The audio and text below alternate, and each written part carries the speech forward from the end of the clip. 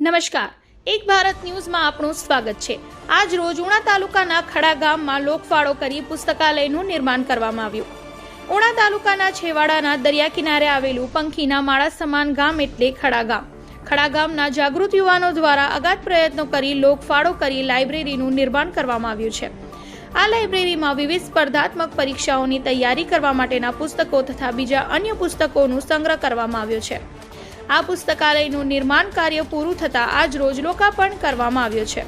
આ લોકાર્પણ કાર્યક્રમમાં ઉણા મત વિસ્તારના ધારાસભ્ય શ્રી કાળુભાઈ રાઠોડે રિબિન કાપી ખુલ્લું મૂક્યું હતું તથા આ શુભ પ્રસંગે ગીર સોમનાથ જિલ્લા પંચાયત સદસ્ય શ્રી ભાવેશભાઈ ઉપાધ્યાય તથા દેલવાડા ગામના સરપંચ પ્રતિનિધિ શ્રી વિજયભાઈ બાંભણિયા તથા સૈયદ રાજપરા ગામના સરપંચ શ્રી ભરતભાઈ કામલિયા તથા સરપંચ શ્રી જીવનભાઈ સહિતના આગેવાનો ઉપસ્થિત રહ્યા હતા।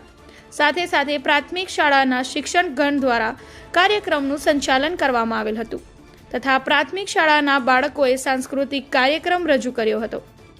આ તકે જિલ્લા પંચાયત સદસ્ય શ્રી ભાવેશભાઈ ઉપાધ્યાયે લાઇબ્રેરીમાં ટેબલ ખુરશી માટે ₹11,000 રોકડ રકમ ભેટ કરી હતી, જ્યારે દેલવાડા ગામના સરપંચ પ્રતિનિધિ શ્રી વિજયભાઈ બાંભણિયાએ બાળકોને 1100ની રોકડ રકમ ભેટ આપી હતી।